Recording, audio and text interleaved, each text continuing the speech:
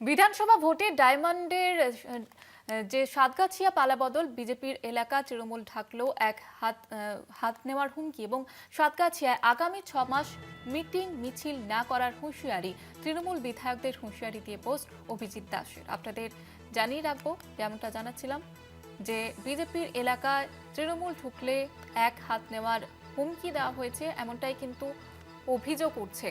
সাতগাছিয়ায় আগামী 6 মাস মিটিং মিছিল না করার হুঁশিয়ারি দেওয়া হয়েছে, এমনটাই কিন্তু অভিযোগ।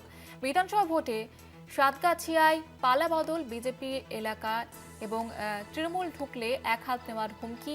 সাতগাছিয়ায় আগামী 6 মাস মিটিং মিছিল না করার হুঁশিয়ারি এবং তৃণমূল বিধায়কদের হুঁশিয়ারি দেওয়া হয়েছে বলে অভিযোগ উঠছে।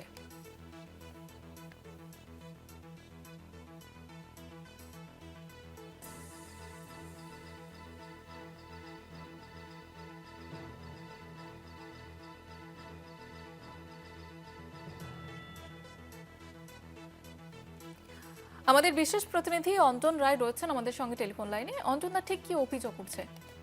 দেখো, এটা বিজেপির পক্ষ থেকে একটা সোশ্যাল মিডিয়ায় পোস্ট করা হয়েছে। যিনি পোস্ট করেছেন তিনি একসময় বিজেপির দক্ষিণ 24 পরগনার জেলা সভাপতি ছিলেন। একসময় তিনি লোকসভা নির্বাচনে 24 সালে বিজেপির প্রার্থী ছিলেন। তিনি পোস্ট করে বলছেন যে সাতগাছিয়ায় এখন যেন তৃণমূল শাসক বা তৃণমূলের কোনো নেতা কর্মীরা যেন না ঢোকে।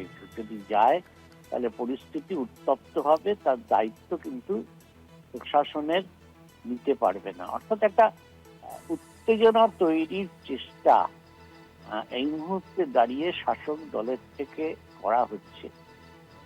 কেন করা হচ্ছে বলতে পারবো না, কিন্তু তিনি এই পোস্টটা দিয়ে সোশ্যাল মিডিয়ায় বিভিন্ন শেয়ারও করেছেন দলীয় কর্মীদের কাছে।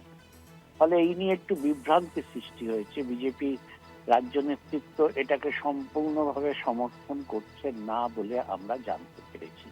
তাদের বক্তব্য যে এই ধরনের পোস্ট প্রকাশ্যে না আনাই ভালো বলে আমাদের জানিয়েছেন। ফলে একটা বিতর্ক সৃষ্টি হয়েছে। এই সাতগাছিয়া কেন্দ্রে এই পোস্টটাকে ধরে বিজেপির নেতৃত্বের মধ্যে একটা বিতর্ক সৃষ্টি হয়েছে।